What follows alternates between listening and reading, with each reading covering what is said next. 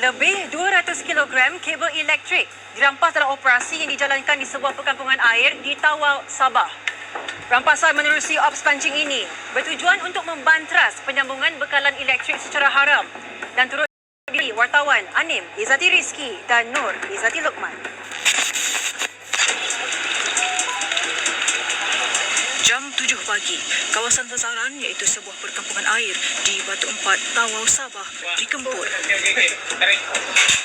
Khas menerusikan, kawasan ini dipercayai menjalankan kegiatan mencuri bekalan elektrik menerusi penyambungan kabel secara haram.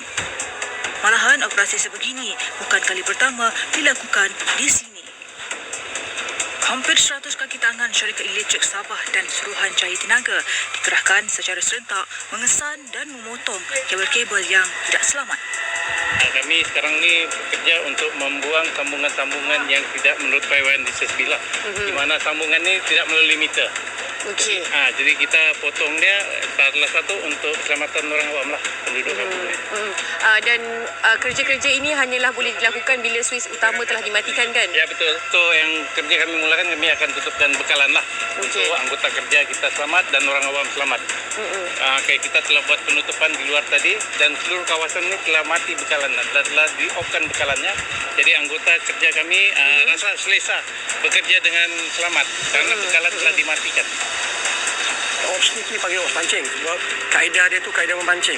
Dia gunakan tali dan dipancing sangkut di tali tersebut dan dilukakan. Kalau ada bertebat, kalau tak bertebat memang dia terus dapat connect dan dia dapatlah larus elektrik tu sebab wire yang di tepi-tepi jalan tu milik SSB tu memang ada bekalan elektrik, jadi mereka dia sambung direct.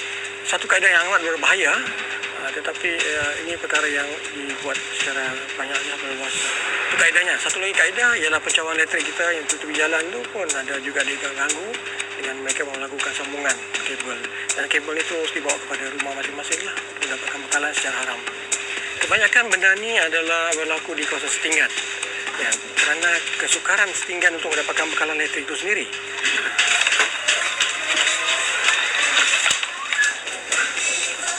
Ini adalah hasil daripada sambungan jambatan 4 ni. Ini dia punya main source utama lah untuk kawasan ini. Dia bagi supply setiap rumah ke rumah. Itu ada nombor hanya untuk pengeluaran untuk lampu jalan saja. Mana yang sebahagian ni ini lampu jalan saja. Mana yang sebahagian ni ini kami bilang pasti ini ke jambatan nomor 2 tapi separuh saja. Nomor 3 ni untuk rumah dan ini sedang selain ini pun rumah juga. Ini untuk line sini saja. Ya, setiap sampai jambatan hujung tu. Dulu anggaran ni berapa buah rumah ni? Dalam 50 lebih lah. Ya. Dan dia bercampur dengan dalam 5-6 rumah yang ada meter dan sebahagian tu jalan menggunakan supply sambungan haramnya. Sementara kerja-kerja pembersihan iaitu menarik kabel sedang dilakukan, kawasan ini dikawal oleh pasukan polis IPD Tawau. Dan saya bersama dengan Tuan Nasir ingin bertanya sedikit, Tuan, bagaimana dengan keadaan sekarang ini dan apakah tugas pasukan Tuan yang harus mengawal kawasan ini pada ketika ini?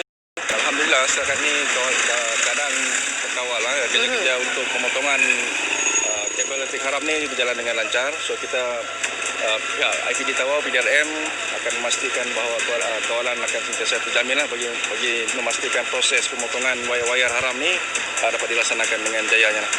Okey, terima kasih, Tuan. Jadi kalau kita dapat saksikan, kawasan ni agak luas dan banyak tiang-tiang elektrik yang terlibat. Jadi masih lagi menunggu pasukan teknikal untuk menyelesaikan tugas-tugas mereka. Menerusi pemerhatian, boleh dilihat dengan jelas bahawa ciri-ciri keselamatan amat rendah sekaligus berisiko tinggi kepada orang ramai, terutama kanak-kanak.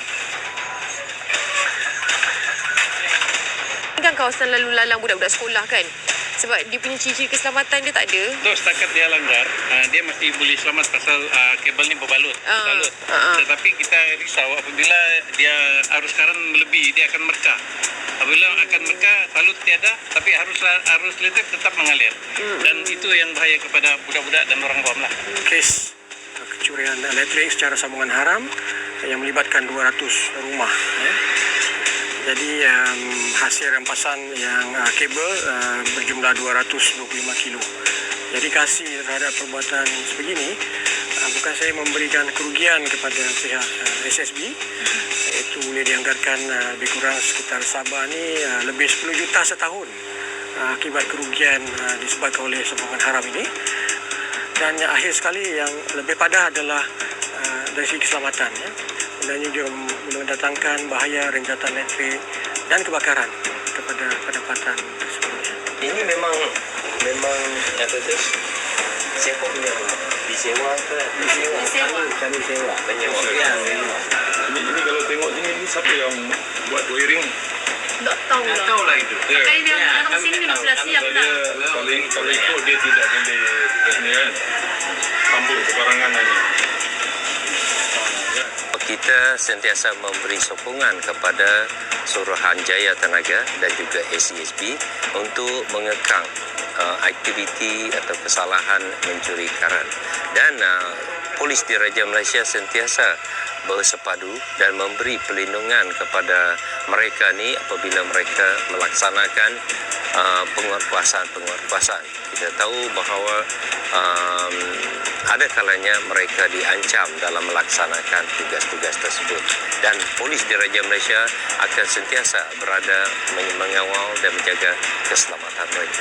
Hasil maklumat difahamkan beberapa jam selepas operasi tamat, aktiviti penyambungan elektrik secara haram kembali dilakukan oleh individu tidak. Malah difahamkan sehingga kini dipercayai terdapat sindiket yang melakukan kegiatan itu dengan mengambil upah bagi setiap pemasangan. Okey, ini yang rumah ni salah satu rumah yang tidak ada bermeter lah. Kalau kita tengok di sini dia membuat sambungan haram melalui daripada tiang elektrik. Yang ini dia punya sambungan lah. Kalau tengok dari segi persekitaran rumah ni, dia tidak ada poin untuk meter.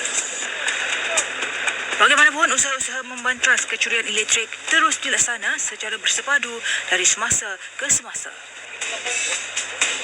Anu Izzati Rizki dan Nur Izzati Lokman, 999.